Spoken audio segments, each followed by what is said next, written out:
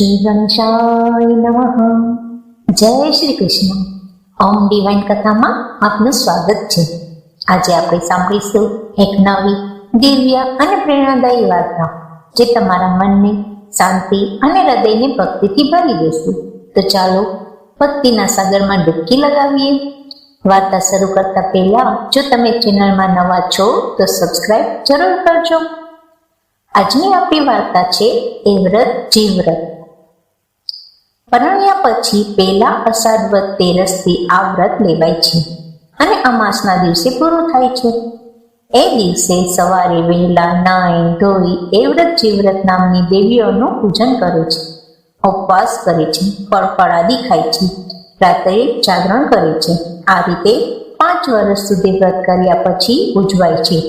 આ વ્રત પતિના દીર્ઘાયુ માટે છે. એક હતો બ્રાહ્મણ અને એક હતી બ્રાહ્મણ.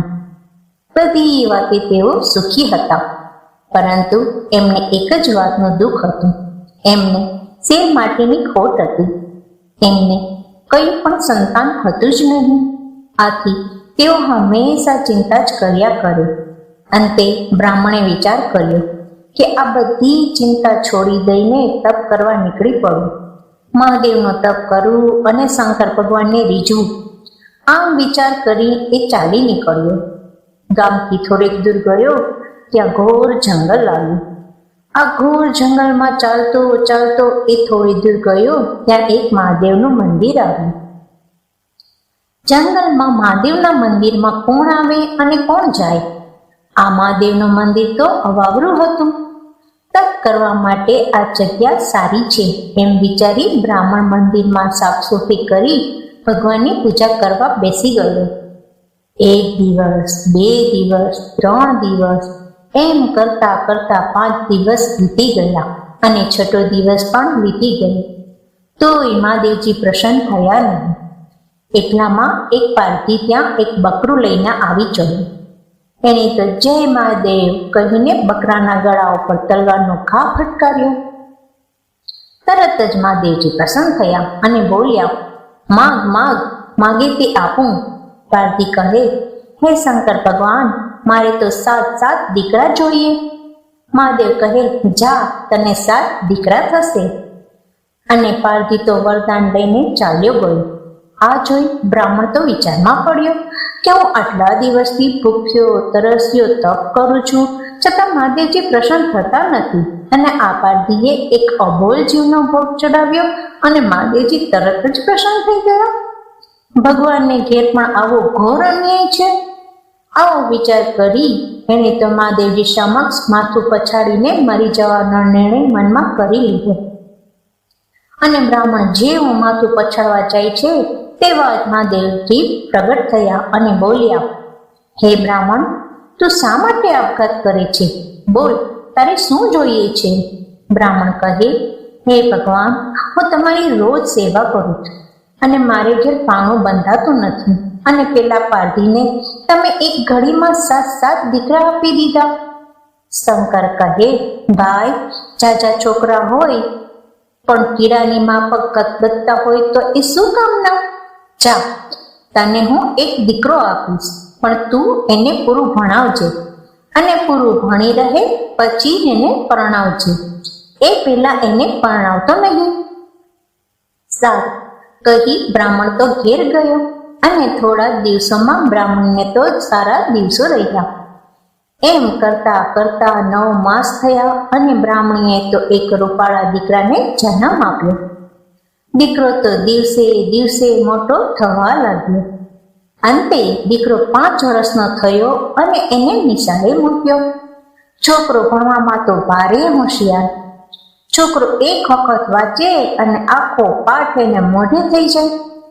આમ કરતા કરતા છોકરો 12 વર્ષનો થયો અને ગામે ગામથી એના માગા આવવા માંડ્યા. છોકરાનો અભ્યાસ હજી પૂરો થયો ન હતો અને મહાદેવજીએ કરેલી શરત એ ભૂલી ગયો.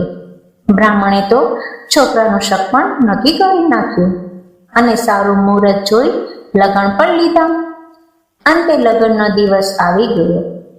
ઓજ અને જાન જોડી અને બધા પરણવા ઉપડી ચાલ્યા. છોકરાને પરણાવીને જાન પાછી વળી અને અડધેક આવી ત્યાં તો આકાશમાં વાદળા ચડી આવ્યા અને વીજળી ઝબૂકવા માંડી. જોતામાં મુશળધાર વરસાદ તૂટી પડ્યો અને વરસાદના પાણીમાં બળદ ચાલવા બંધ થઈ ગયા. એટલે આખી ઝાડ નીચે ઉતરીને પગે ચાલવા માંડી.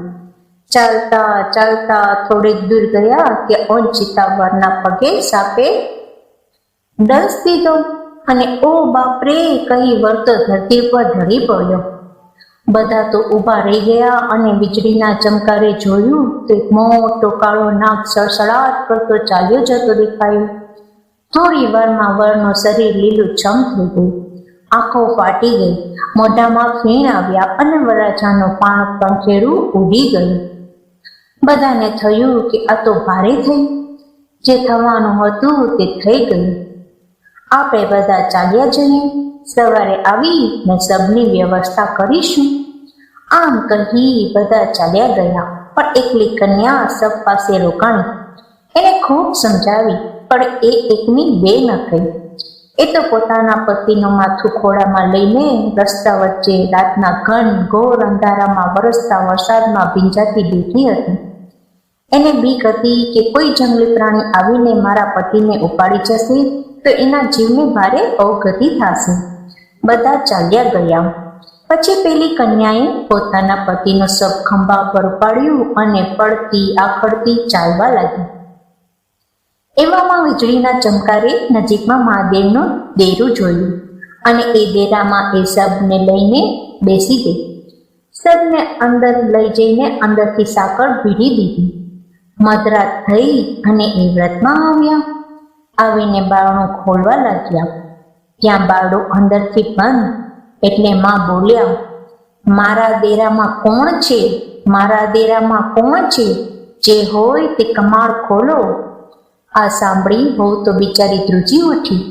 એ બીતા બીતા બારણું ઉઘાડ્યું. એ વ્રતમાંએ વહુને જોતા જ પૂછ્યું, કોણ છે તું? વહુ કહે, હું એક દુખિયારી સ્ત્રી છું. દુઃખની મારી આપને આશરે આવી છું. પરણીને અમે આવતા હતા ત્યાં રસ્તામાં મારા સ્વામીને સાપ કરડ્યો. માતાજી, મારા સ્વામીને જીવતા કરો. મારું કહ્યું માને તો તારા સ્વામીને જીવતો કરું. હા, તમે જે કહેશો તે કરીશ. આમ કહ્યું અને સબ એક પડખું ભર્યું. થોડી વાર થઈ ત્યાં જીવ્રતમાં આવ્યા. એમને પણ એમ કહ્યું અને વહુએ જે કહેશો તે કરીશ એમ કહ્યું. એટલે સબે બીજું પડખું ફેરવ્યું. થોડી વાર થઈ ત્યાં જયામાં આવ્યા. એમણે પણ વહુને એવું જ કહ્યું. ત્યારે સબમાં શ્વાસ ચાલતો થયો અને છેલ્લા પહોળે વિજયામાં આવ્યા.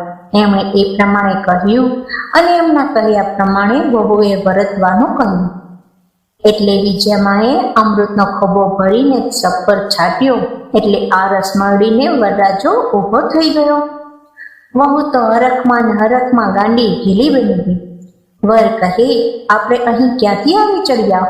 એટલે વહુએ માંડીને બધી વાત કરી. પછી વર કહે, મને તો તરસ પણ લાગી છે અને ભૂખ પણ લાગી છે. એટલે મંદિરની વાડીમાંથી બહુ ફળ લઈ આવી અને મંદિરના કૂવામાંથી પાણી લઈ આવી. વહુએ ફળ ફૂલ ખાધા અને પછી ધરાઈને પાણી પીધું.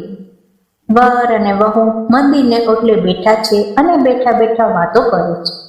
ત્યાં ગામના ગોવાળો ગાયો ભેંસો લઈને ચાલવા નીકળ્યા. એમણે વહુને જોયા અને વિચાર્યું, અરે, આ વરના મા બાપ તો ગામમાં રો કકડ કરે છે અને આ બે જણા તો અહીં બેઠા બેઠા હસી મજાક કરે છે. આ જોઈ ગોવાળ તો ગામમાં ગયો અને વરના મા બાપને ખબર આપી. એટલે એણે તો રો કકડ બંધ કરી તપાસ કરી અને પછી જાણ જોડીને વરકન્યાને તેડી ગયા. ઘેરે જઈને એમના સામન્યા કર્યા. થોડા દિવસો થયા ત્યાં તો વહુ એક સરસ મજાના કનૈયા કુંવર જેવા દીકરાને જન્મ આપ્યો. એ રાતે મધરાત થઈ અને એ વ્રતમાં આવ્યા. કહે, અરે વહુ, મને વચન આપ્યું છે તે યાદ છે ને? હા માતાજી. તો લાવ, દીકરો મને આપી દે. અને વહુએ તો બાળોતિયામાં વીંટીને દીકરો આપી દીધો. માતાજી તો દીકરાને લઈને અલોપ થઈ ગયા અને સવારે ઉઠીને સાસુએ ઘોડિયામાં જોયું તો છોકરું ન મળે. સાસુ કહે, અરે વહુ, છોકરો ઘોડિયામાં સૂતો હતો તે ક્યાં ગયો? વહુએ જવાબ આપ્યો, મને ખબર નથી. સાસુને વહેમ ગયો કે વહુ એકલી જંગલમાં રહેલી અને પોતાના મરી ગયેલા પતિને સજીવન કરેલો, માટે નક્કી એના કોઈ કારસ્તાન હોવા જોઈએ. છોકરો ગુમ થયાના સમાચાર આખા ગામમાં ફેલાઈ ગયા અને હાહાકાર વર્તાઈ ગઈ. થોડો વખતમાં એ વાત ભૂલાઈ ગઈ અને વહુને બીજી વાર મહિના રહ્યા. બીજી વાર વહુએ દીકરાને જન્મ આપ્યો અને એ જ રીતે જીવ્રતમાં મધરાતે આવી અને દીકરાને લઈ ગયા. સાસુને લાગ્યું કે 2 વાર રાંડ વહુ છોકરા ખાઈ ગઈ. ત્રીજી વાર એવું બન્યું અને સાસુ તો લાકડી લઈને આખી રાત ચોકી કરતા રહ્યા. જયામાએ સાસુને ઊંઘાડી દીધા અને મધરાતે બાળકને લઈ ગયા. સવાર પડી અને પાછી રો કકડ ચાલુ થઈ અને આ વાત સીધી રાજા પાસે ગઈ. ચોથી વખત વહુએ દીકરાને જન્મ આપ્યો. આ વખતે તો રાજાએ પોતે ઉઘાડી તલવારે ઘોડિયા પાસે બેઠો અને ચોકી કરવા લાગ્યો. મધરાત થઈ અને વિજયામાં આવ્યા. દર વખતની જેમ રાજાએ પણ વિજયામાએ ઉઘાડી દીધું અને બાળકને લઈ અને ચાલતા થયા. સવારે રાજાએ ઉઠીને ઘોડિયામાં જોયું તો છોકરો ન મળે. સાસુએ તો માથું ને પેટ બે કૂટવા માંડ્યા અને કહેવા લાગ્યા, રાણ ચૂડેલ, મારા 4 દીકરા ખાઈ ગઈ તો એ તું ધરાય નહીં. પણ વહુ બિચારી શું બોલે. 5મી વખત વહુને દાડા રહ્યા અને આ વખતે દીકરી આવી. દીકરી જીવતી રહી. દીકરીને કોઈ લઈ ગયું નહીં. એટલે વહુ કહે, બા, મારી ગોરાણી જમાડવી છે. આજે મારું વ્રત પૂરું થયું છે. આ સાંભળી સાસુ તો ગુસ્સે થઈ ગયા. સાસુ કહે, તને ભાવે તેમ કર, મને કાંઈ પૂછીશ નહીં. અને વહુએ વ્રતનું ઉજવણું કર્યું. વહુ તો સવારમાં ઉઠીને નાઈ ધોઈને મંદિરે ગઈ.